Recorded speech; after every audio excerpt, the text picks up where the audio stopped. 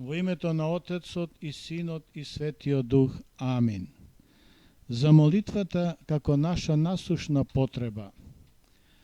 Се што создал Господ определил вечно да постои. И небото и земјата и растенијата и животните и човекот, кого што пак го создал по свој лик и подобие и го настанил во светот, што го распрострал под неговите нозе. Најкратко речено, се е од Бога создадено. Од сите созданија Господ му даде само на човекот дар за зборување и славословие. Тој дар на разговор на човекот со Бога беше молитвата. Првите луѓе, Адам и Ева, постојано разговарале со Бога. Но и после нивното паѓање во грев, молитвата останала како единствено средство прекинатата врска со Бога повторно да се воспостави, само што разговорот со Бога се спушта од височините за молење и на Бога и просење од Него. И денешниот свет не е без Бога, но за жал останал без молитва. Доколку во денешниот свет има малку повеќе молитва, многу нешта во него поинаку би изгледале. Во Евангелието забележан е случајот кога Христос излекува 10 губави, а само еден од нив дојде да му благодари. Така е и денес.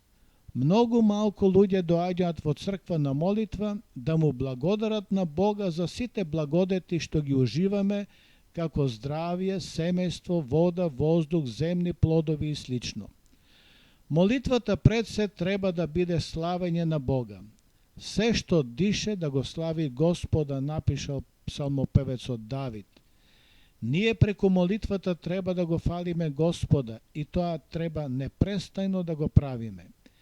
Таа е нашата благодарност кон Бога и Бог нас не создаде, страдаше за нас и затоа ние преку молитвата треба да му благодариме за тоа се што направил за нас. Од Светото писмо знаеме дека најголемата молитва е славењето на Бога, а потоа бараме и просиме. Во секојдневниот живот е обратно. Прво бараме и просиме, а потоа, ако се сетиме, благодариме. Ние кога се молиме не треба да ги истакнуваме нашите лични заслуги, туку треба да се понижиме. Оти човек кој не е смирен и понижен пред Бога не може и да се моли. Нашиот живот со Бога треба да биде поставен така што молитвата да биде секогаш присутна и кога бараме и кога му благодариме. Впрочем, молитвата може да се состои само од 2-3 збора кога наутро ќе кажеме: Ти благодарам Боже што ми го даде и овој ден да те прославам. Некои од светите оци велат дека молитвата не е ништо друго, туку победа над смртта, односно таа е победа на нашиот страв од смртта. Затоа секоја наша молитва треба да е радост во воскреснатиот Христос. Оти ние кога се молиме, се обраќаме на Бога како победител на смртта.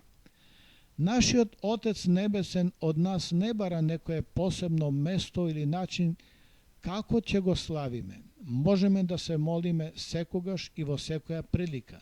И кога возиме, и кога патуваме, и кога работиме, затоа е многу важно молитвата да биде непрекината и постојана.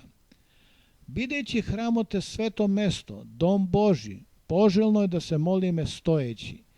Така оддаваме респект на светињата. Телото треба да биде во исправена положба, а рацете спуштени или прекрстени напред, но никако позади или во джеповите.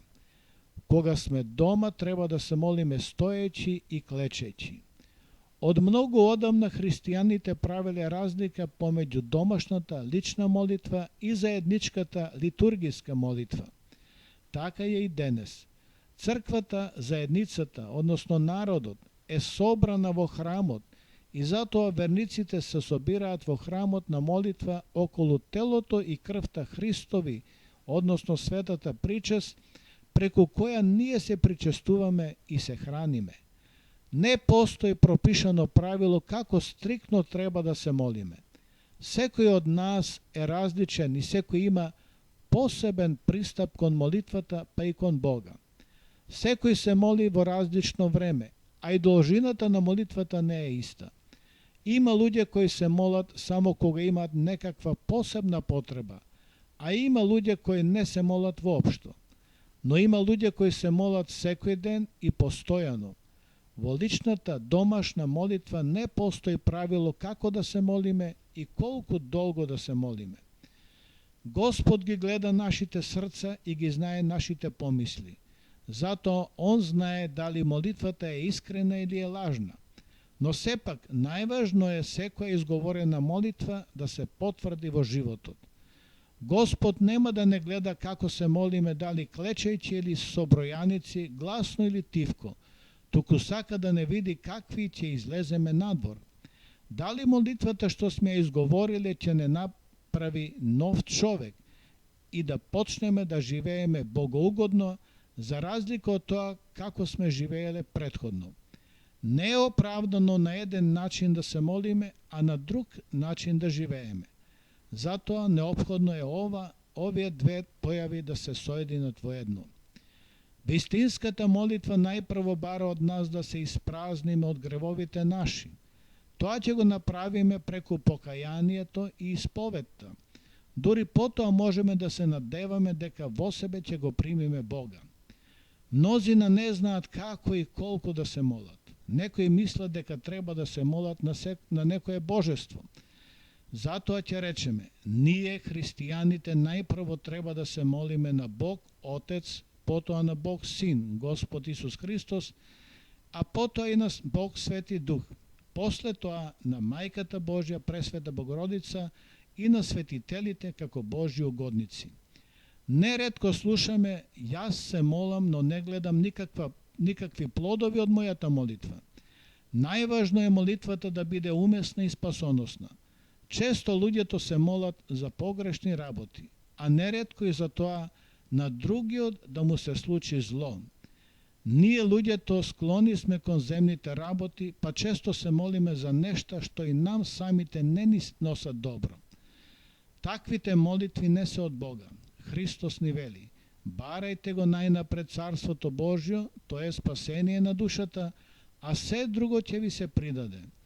Господ знае од што и колку ние имаме потреба. Потребно е нас, преку благодатта Господ да не просвети и да не научи што е за нас добро и корисно.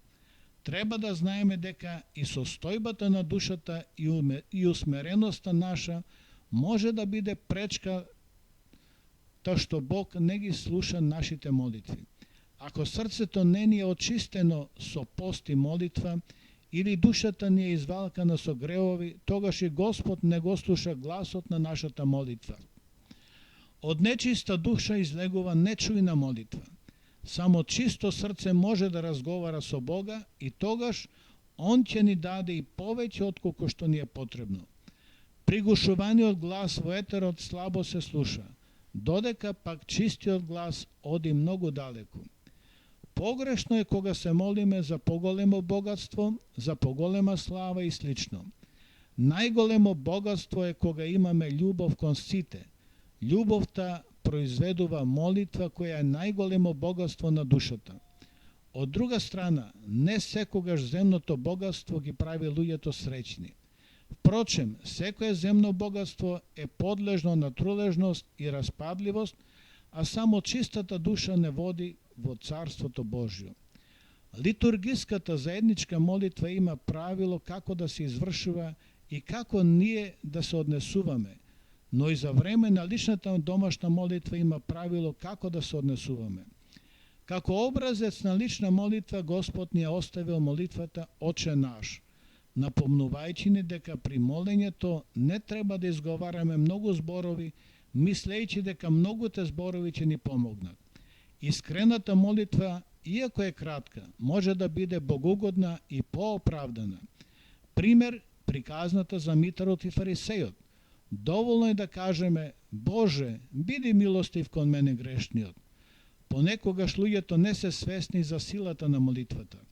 Често среќаваме луѓе кога при несреќи, покрај докторите, посетуваат и бајачи, гледачи, вражачи и слично. И дури на крајот доаѓаат кон Бога, а тоа ако може нека помогне или ако го има нека помогне. На крајот ќе речеме, нам, луѓето, Бог ни е дал најголемата сила молитвата и таа е наша насушна потреба. Единствено нам ни е овозможено директно да разговараме со Бога. Господ нас сите не сака и не чека да му се обратиме. Амин.